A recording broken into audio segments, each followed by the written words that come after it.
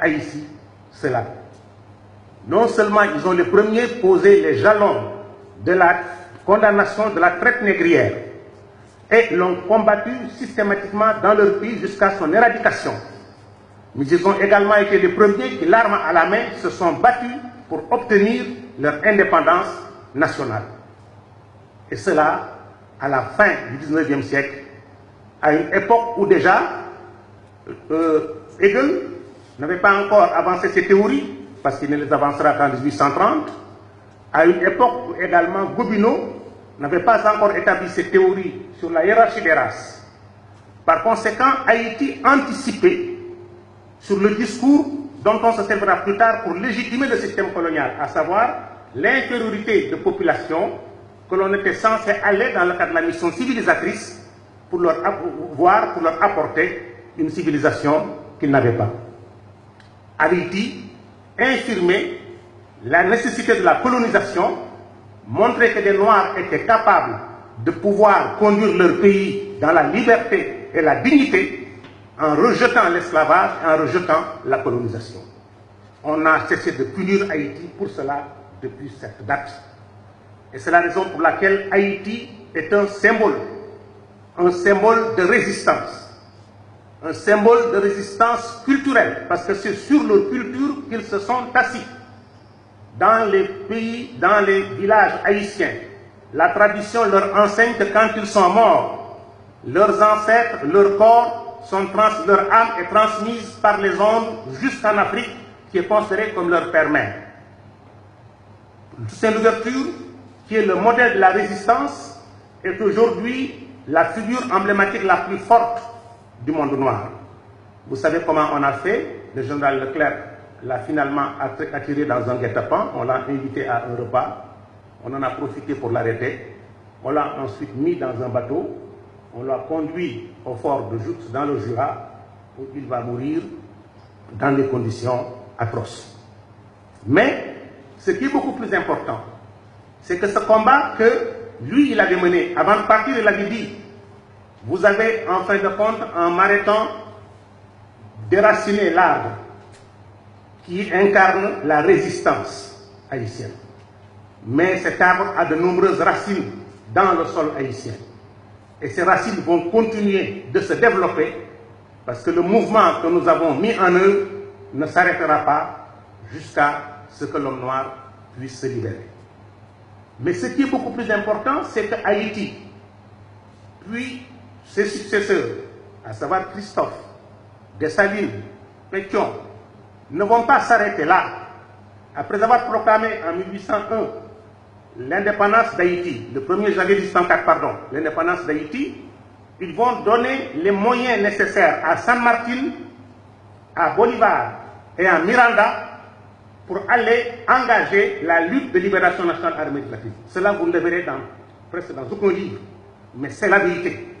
Ils les ont fait venir, ils les ont soutenus politiquement, diplomatiquement, financièrement, militairement, et leur ont dit d'aller engager le processus de libération de l'Amérique latine. C'est pour cela que Hugo Chavez considère Haïti comme le symbole de la résistance. Si Cuba vient d'accepter que son espace aérien soit ouvert, alors qu'il était fermé depuis 1961, pour que les avions américains y passent, et pourtant c'est la distance qui les sépare d'Haïti de 600 km pour y aller, c'est aussi par respect pour ce pays qui a été à la base de la gloire et de la dignité de l'homme noir. Si le président Thabo Mbeki a été participé au 200e anniversaire d'Haïti, c'est ce message-là qu'il a voulu porter.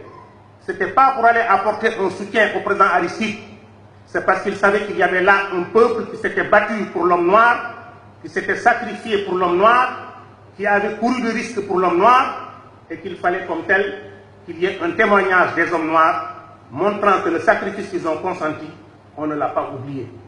C'est la raison pour laquelle, quand hier, vous avez, dans des accents émouvants, évoqué l'histoire de ce peuple, qu'on a effectivement jeté sur des cailloux, qui avaient tellement transformé leur milieu de vie qu'au XVIIIe siècle, l'île de Saint-Domingue était appelée la perle des Antilles. C'était un pôle de richesse, l'un des pôles de richesse les plus importants. Mais le monde colonial ne voulait pas qu'il y ait un pôle noir composé de populations noires qui ont dit non au monde occidental, qui ont osé dénoncer l'esclavage, dénoncer la traite négrière, dénoncer la domination coloniale, qui soit une référence qui puisse être présentée demain aux générations futures africaines, afin qu'elles se disent voilà le modèle que nous devons recopier. Et aujourd'hui encore, quand vous allez dans les Antilles, quand vous allez en Guyane, quand les gens veulent demander l'indépendance, on leur dit ah, vous voulez l'indépendance? Eh bien, allez voir Haïti. Et vous saurez si vous avez intérêt à aller à l'indépendance. Par conséquent, en nous réunissant autour de cette question à l'initiative du président, nous posons un acte fondateur, un acte historique. C'est chaque Sénégalais, c'est chaque Sénégalaise, c'est chaque Africain, à quelques milliers qu'il appartienne, qui doit considérer que ce qui se passe en Haïti le concerne. C'est notre race qui est là-bas aujourd'hui exposée à la souffrance. Une race qui, par sa dignité, nous a montré le chemin de la libération de l'esclavage, le chemin de l'indépendance nationale et qui, aujourd'hui, représente par conséquent une référence sublimale dont nos enfants doivent être fiers. Par conséquent, ce que vous avez proposé en disant que vous souhaitiez que l'Afrique leur accorde la possibilité, s'ils le désirent, de venir y trouver un cadre de vie qui les accueillerait fraternellement parce qu'ils appartiennent à la terre africaine qui est aussi leur patrie, est une idée extrêmement forte. J'ose espérer qu'ils pourront en mesurer la portée et la signification. Même s'ils ne l'acceptaient pas, que cette voix se soit fait entendre et qu'un Africain qui incarne ce que vous incarnez, c'est-à-dire un leadership fort, puissant et éclairé, les dit, alors que vous êtes dans l'exercice du pouvoir, me semble être quelque chose de particulièrement significatif. Haïti a joué un rôle important